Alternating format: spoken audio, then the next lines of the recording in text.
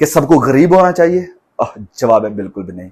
I am not teaching A gospel of poverty. जैसे gospel of prosperity गलत है, इसी तरह से गॉस्पेल ऑफ पॉवर्टी भी गलत है कि परमेश्वर सबको चाहता है कि सब गरीब हो जाएं, सब कुछ बेच बांट कर हम भूखे नंगे रहना शुरू कर दें। ये गलत है, ये नहीं मैं सिखा रहा हूं। क्या सिखा रहा हूं? जो वचन ने सिखाया कि जो कुछ हमारे पास है उसी में संतोष करो। अब आप कहेंगे कि भाई याकूब, लेकिन मैं तो अमीर हूं, मेरे पास तो पैसा है, मैं धनवान हूं, अब हमारे लिए क्या, हम क्या करें? क्या हम सब कुछ बेच बाच कर सिर्फ इन्हीं चीजों को हासिल करें कि हमारे पास पहनने के लिए हो, सिर्फ खाने के लिए, बाकी सब कुछ क्या करें? जवाब है वचन में क्या कहता है कि अगर हम अमीर हैं, अगर हम धनवान हैं, अगर प्रभु ने हमें ब्लेस किया है, so what should we do with the blessing that we have received from Christ?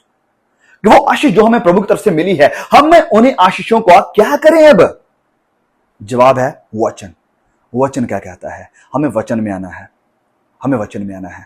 तो वचन क्या कहता है? इसी चैप्टर के जब हम आगे पढ़ते आते हैं वचन 17 में, तो 17 में प्रभु का वचन कह रहा है कि संसार के धनवानों को आज्ञा दे कि वह अभिमानी ना हो। तो सबसे बड़ी जो गड़बड़ आएगी पैसे से वो है अभिमान, वो है घमंड।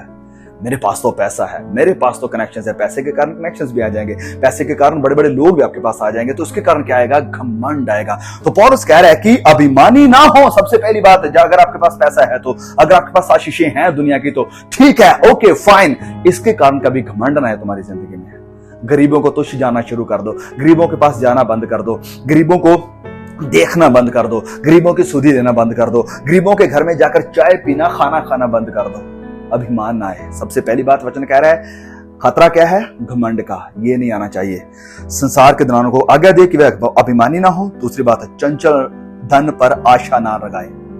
ये आज्ञा है, ये सजेशन नहीं है। मैं कह रहा हूं सजेशन नहीं है कि ओके प्लीज ऐसा मत करो, ऐसा करो, नहीं, आज्ञा, कमांड है। वचन कह रहा है कि आज्ञा दे। पहली बात तो कि अभिमानी नहीं, घमंडी नहीं होना पैसे के कारण। दूसरी बात है कि इस चंचल धन पर, चंचल मतलब जो आज आपका है कल को आपका नहीं होगा। आज तो तुम्हारी जेब में है, कल किसी और की जेब में होगा। आज तो आपके नाम पर है, कल किसी और के नाम पर होगा। इस चंचल धन पर आशा ना लगाएं। तुम्हारा विश्वास इस धन पर ना होना चाहिए कि मेरे पास तो पैसा है, मैं ये कर लूंगा, वो कर लूंगा, मेरे पास तो वैसा पैसा है, मैं ऐसे चला जाऊंगा, वैसे चला जाऊंगा, मुझे कोई प्रॉब्लम नहीं होगी। इस पर आशा ना लगाएं। आशा किस पर लगानी है? वचन कहता है, परंतु परमेश्वर पर जो हमारे सुख के लिए सब कुछ बहुतायत से देता है। ये सुख के लिए बहुतायत से किसने दिया है? परमेश्वर ने। उसी पर आशा लगाकर रखनी है, ना कि धन पर। हो, प्रभु ने हमें सुख दिए हैं, और वो सुख किस कारण दिए हैं आगे वो भी जान लेते हैं। वह भलाई करें। ओह कम ऑन, सबसे पहली बात कि ये जो सुख धन प्रभु ने आपको दिया है, इसके साथ क्या करें? भलाई करें, भलाई का काम करें। जो आशीष तुम्हें मिली है इसके साथ दूसरों को आशीषित करें।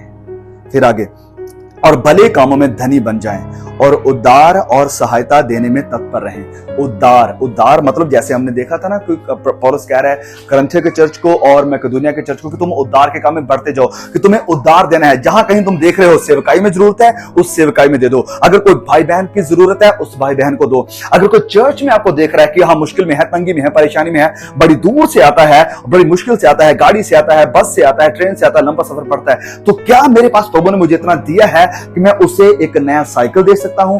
वचन कह रहा है कि सबसे पहला क्या करें? भलाई के काम करें, और दूसरा सहायता करें, और तीसरा उद्धार के काम में इस आशीष को लाएं। लोगों की सहायता करने में। तुम्हें आशीषित प्रभु ने क्यों किया है? ताकि तुम दूसरों को आशीषित कर सको। आशीषित इसलिए नहीं किया कि तुम घमंड कर सको अपने पैसे पर है और इसके ऊपर मन लगा रखो, नहीं। धनवान तुम्हें इसलिए किया है, आशीषित तुम्हें इसलिए किया है ताकि तुम दूसरों के काम आ जाओ। जैसे हम देखते हैं मकेदोनिया का चर्च, करंथिया का चर्च, यरूशलेम के चर्च के काम आ रहा था। आप किसके काम आ रहे हैं? अगर आपको प्रभु ने आशीषित किया है, सिर्फ घमंड करने के लिए ही है कि मेरे पास तो ये है वो है, या फिर आप इस आशीष को लोगों के लिए भी इस्तेमाल कर रहे हैं? उस भाई के लिए, उस बहन के लिए जो वाकई जरूरत में है, जिसकी वाकई आवश्यकता है, जो आपसे मांग रहे हैं कि भाई बहन प्लीज क्या मेरी हेल्प करोगे? और आप तैयार हैं थोड़े से थोड़ा देने के लिए भी। जितना प्रभु ने आपसे दिया है, आपको दिया है, उसमें से कुछ भी देने के लिए तैयार है कि यस बहन, यस भाई, मैं प्रभु में आपकी जरूर मदद करूंगा। तो ये वो वचन है जो प्रोस्पेरिटी प्रचारक कभी एक्सपोजिटरी प्रीचिंग आपके सामने नहीं लेकर आएंगे। आई होप कि आपने कुछ सीखा है और मैं चाहता हूं कि दूसरों तक भी ये मैसेजेस जाएं, ताकि लोगों की आंखें खुलें और जानें कि वचन की सच्चाई क्या है और आज नए जमाने के सुसमाचार की सच्चाई क्या है। Please share the message and I will see you in next video. आमीन।